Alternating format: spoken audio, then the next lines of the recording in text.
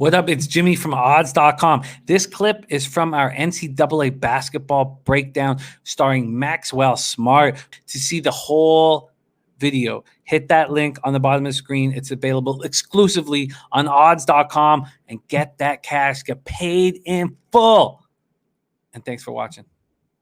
Okay, let's move on to 5:30 p.m. action. North Florida Ospreys 0-1 to start out the season versus NC State Wolfpack 1-0 at home. And this is a home game, so it's North Florida at NC State Wolfpack. This is a Mako Medical Wolfpack Invitational, and this is the other section of it. We talked about it happening in Asheville. It's also happening at William Neal Reynolds Coliseum in Raleigh, North Carolina.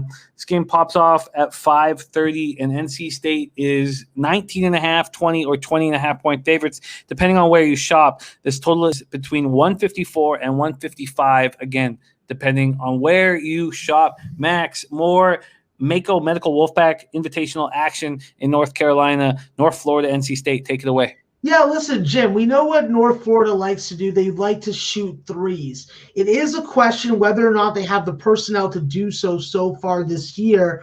But for my estimations, I think that they're going to be able to against NC State. I think that NC State's going to do their part in scoring, and I'm looking at a full game over in this spot. With Carter Hendrickson being your do-all type player, he's going to have to really take the offensive load, throw it over his back, and just take this team on his way.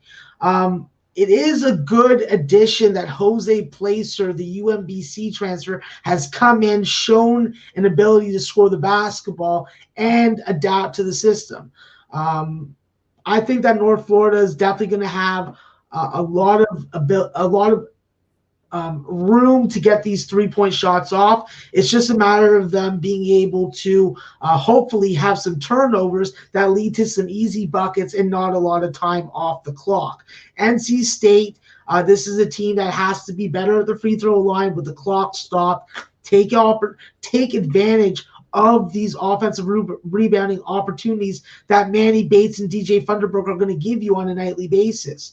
I don't think that this is going to be an easy game for them, but I do think that you have to get some very good production from Devin Daniels and Braxton Beverly. If you can do that, I think that this game is going to be able to get over 155.5. It is a high number early on in the season. I acknowledge that, but both these teams have a game under their belt, and NC State with their sight lines, familiarity on the rims, and continuity and lack of roster turnover from their main rotation, I don't see it being an issue. And if you want to play the spread, I'm also looking on getting on NC State -11. Well, first off, let's start with the total, because I can offer you a nice number here, 153.5 at Fox Bet. You want to get over that? What's the juice, Jim? Just -110. Yeah, I'll take that for the show. All right. That is an official play for our Maxwell Smart, over 153.5 at -110. And we are rolling here. It's Thursday night. Maxwell Smart going through 15 of his favorite looks on the big Friday card. This is a lot of fun. North Florida, NC State, over 153.5. He also has interest on NC State. Let's see what I can offer him here on the odds.com odds page. These are licensed legal books in America, and we will be tracking all of Max's action throughout the year, something that very few cappers are comfortable with, not our Maxwell Smart. He is very comfortable with us tracking all of his action all year long, which makes it so much fun for us. Yes, it is 20.5, Max.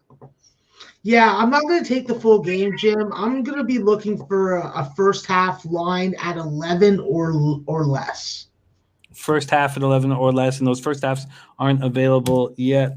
So no move on the full game for NC State, but he is on the over 153.5 in North Florida, NC State. That's Mako Medical Wolfpack Invitational in Raleigh, North Carolina. Jim, one thing just to throw in there, sure. The advantages that I think that I perceive to be to betting first halves is the fact that lines come out and there isn't 10 or 12 hours for the odds makers to adjust based on what other odds makers are doing.